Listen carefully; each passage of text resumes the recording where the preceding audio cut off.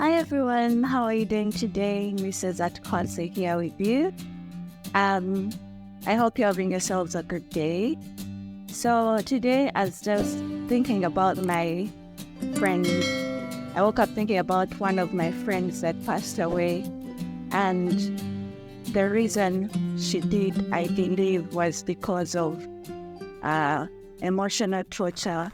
She was really deprived of someone to talk to. So we had a meeting before she passed. We had a meeting maybe like a week or so before she passed. She was telling me about her marriage, telling me about finances, and she was really trying to juggle on what to do, how to do things, how to make ends meet in such a short time. So in her marriage, things are a bit complicated. So she decided to look at the financial bit, if she could make her finances better. And she tried to juggle so many things financially, and yet she had limited capital. Actually, she didn't have any. So she came to me inquiring what she could do. So we discussed, she put things on the table, and we discussed, yes, you can do this, you can do this, you can do this, but this price rate costs this and this and this. So we had a very long discussion of about half a day. We were talking about different things. But you could tell that she seemed to have everything in control, and of course, I'm not a psychiatrist. I'm not, one of those things. I couldn't tell that she was battling so much inside. You could tell from what she presented, but you couldn't tell that her brain was really going, haywire. So shortly before I knew it, I get a message on my phone. This person has passed away.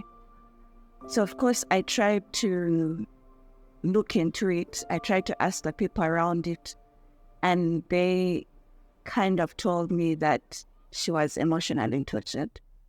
After dropping her kids to school, she decided to harm herself. And she was a very good friend of mine that, once in a while I keep thinking about, So today, it came to my mind. I'm like, I need to talk about self-care, self-love. As women, there is so much we battle with, It all starts from our childhood. We're in school.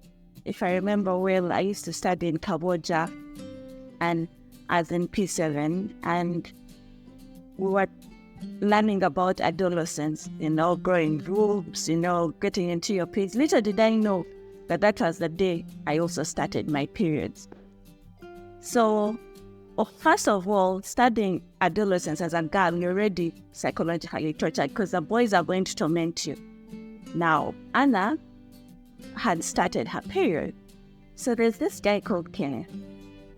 When I stood up, I didn't know, things had gone on. So Kenneth saw me, and he decided to chase me around the class for everyone to see me. It was so torturing. I didn't know. Until when I stood up, as I was running, things were flowing. I was like, oh my goodness. That was already emotionally torturing for me. I ran down to the nurse, our healthcare room.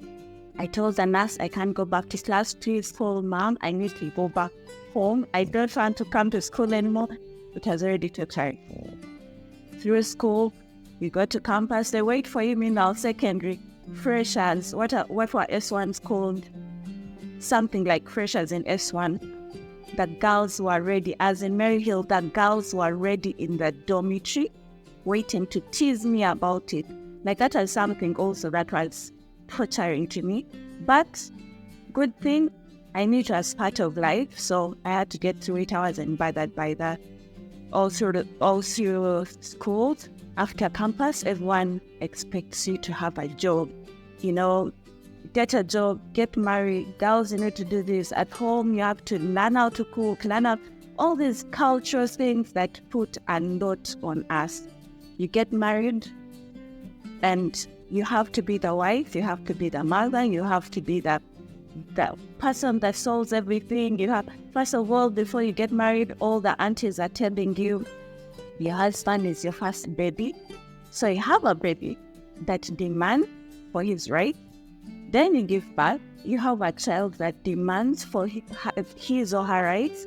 You have, you have to manage the home. You have to manage so many things. You literally run mad. On top of that, the Bible says that women will also need to work hard and bring something to the table. So we are like a moving machine, a moving time bomb everywhere. So you find, as women, there's a lot of stress that we carry on our minds that some people, if they don't learn how to, take care of themselves, they eventually, run mad or commit suicide or something like my friend did. So that's why I really wanted us to talk about this topic today. So over the years, of course, I'm a wife, I'm a mother. I've had my better share of life, and over the years, I've learned that there are things that we need to look into as women before we go in any phase of our lifetime. Number one, learn how to limit your expectations about whatever phase of life you're in.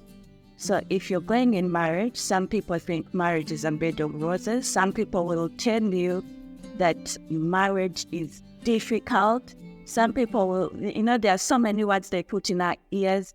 Women, now let me talk about the stakes. So women, you have to give even whenever your husband asks, you have to give. There's so many things in marriage, you limit your expectations. Some women get in marriage and they think the husband is going to have money all the time. They think, that marriage is going to be a bed of roses. There won't be this. If this happens, I'll solve it like this. If this happens, like you have something already planned out and you don't know how bad or how good the marriage will go. Limit your expectation. Just take each day at a time, Be kind to yourself. Be so kind to yourself. Don't think you're a super mom, you're a superhero, you're a super wife. No. You keep thinking like that, you're going to break, you're going to get emotionally, drained. And then find some sort of peace. Find peace within yourself, that everything you do, as long as you do it out of a good heart, out of with all your effort, it should give you enough peace within yourself. I personally like just blocking everything out, even with the kids and everything. My kids go to school, so I use that time to just focus on me and do things that give me peace. I can go to the compound and just sit, phones away, laptop away, everything away.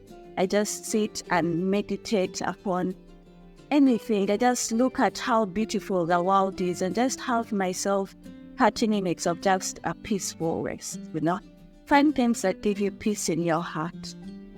That's one of the things you should also be doing. Be mindful about yourself and the people around. So you find a woman who is known for spoiling people's days, You enter, and because she has a lot of stress from home, she's bringing it onto each and every one that she sees. Be mindful. The more you be mindful about other people, you will find that they're reciprocating the same to yourself, But if you're going to enter a house or an office or a shop or something, and you just, creating all this negativity around, you're literally stressing yourself out as well. So just create that, and also being mindful of your limits as a person, on your body, on yourself, on your mind. If you feel like, now personally, I'm a very workaholic. Once I decide to do something, when I get a job and I want to do that job, I go in full blast. So I rarely put boundaries to myself, like this is my limit. If I go this far, I'm going to really get, fatigued. I'm going to wear out myself. I don't have that. So I feel like we need to develop that sense of what's my limit as a person. I can only do so much. Again, I'm not a superwoman. I'm not a superman. Journaling, writing down puts out so much emotion. Some people aren't good with writing, but they're good with texting. There are so many apps on the phone that give you, things to talk about or things to write about. So journal each day at a time, and you find that the more you write about your day, the more you release stress, the more you release things that are burdening you. And as you write, personally, as I write, I get so many solutions as I write. So, or sometimes I think of maybe I should have done this better. We are so fast at blaming. I used to write a note when I'm hurt than when I'm happy. So I put it on myself that as I write, when in that moment when I'm blaming someone, how could I have done it better? How could I have done it? So I'm writing, and I'm like, okay, yes, I did this. He did this or she did this, but I also did this back. So in my journals, what I do is this is what happened, and this is what I should have done better, and this is how I should have reacted. So it helps me guide me in all these things. It's more like a reflection time. It helps me reflect, things like that. Other times, you could find that you need to talk to someone.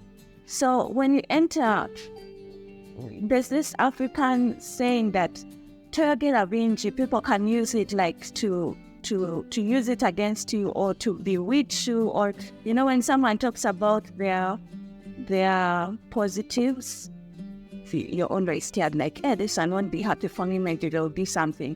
Or people say, don't tell people, because when you tell people you're hurt, then they're nothing behind your back. Yes, those things happen, that's true.